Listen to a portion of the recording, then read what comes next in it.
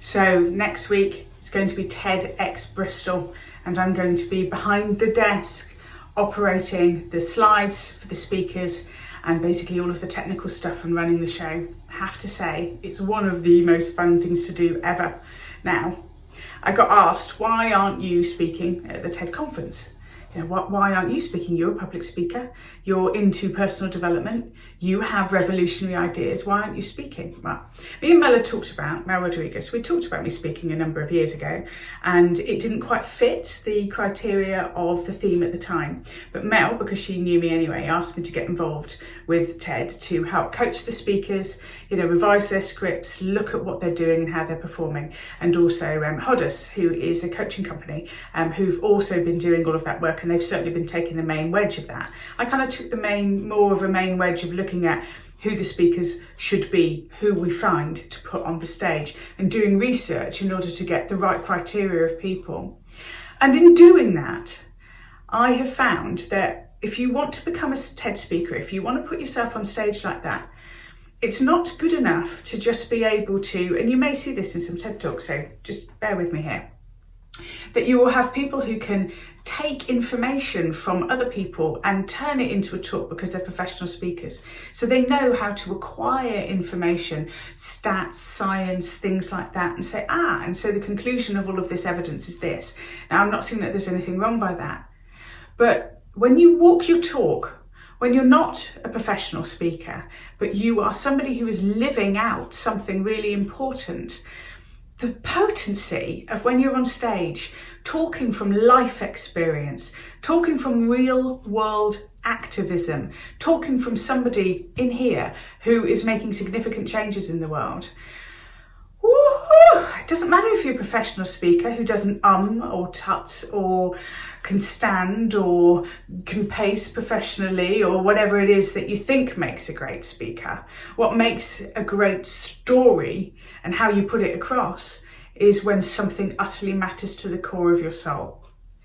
And so when you're thinking about those TED speakers, or you're thinking about when you are living your life, what is it? What is the essence of why you're alive? Why did you decide to be born? What is it that you stand for? What is it that you could talk endlessly about in the pub with your friends? And what is it that you would want to stand on a stage and scream until you're blue in the face in order to make society understand? To me, mine has always been about personal power, trusting yourself, which is why I'm an expert on intuition. Because in a world of fake news, and I wrote my book for Hey House You Do Know, Learning to Act on Intuition Instantly, probably about 5 years ago now. And at that time, I wrote it for where we are now. The word fake news wasn't even around when I was writing that book, and I could see what was coming, where we live in a world where there is very little trust, where we don't believe in things. I tell you, the only person you ever need to believe in and the only person you ever need to trust is you.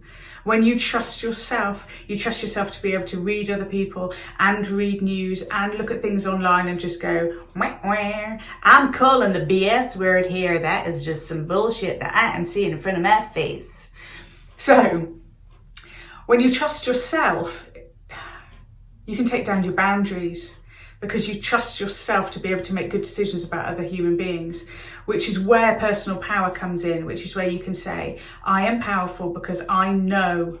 And that's a really good place to be. So when you feel that there's something surging inside of you, that is a thing that you could scream from the rooftops, there's a thing that you're living through your life, that's what makes you a TED speaker. Now, yes, of course I have all of that, and that's fine, but I tell you something, there is also nothing more beautiful, nothing more empowering, and nothing more, I don't know, just, ooh, that's a thing.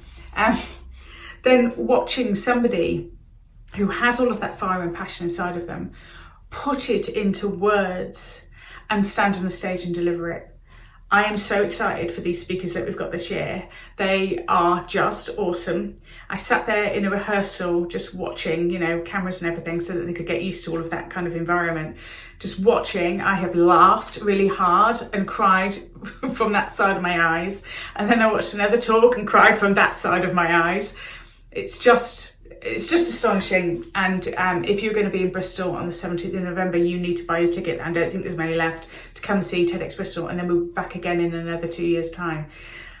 But in the meantime, if you've got something inside of you that is burning, something that bugs you, something that gets your goat, go out into the world and do something about it. Stop playing small, stop playing meek, stop playing mild, go out in the world and do something about it. Because unfortunately, we are leaving this world to too many of the numpties and psychopaths. It's about time that heart-centered people were ruling the world to make this world an excellent place to live, full of kindness and compassion and brilliant people. You're one of them. Get to it.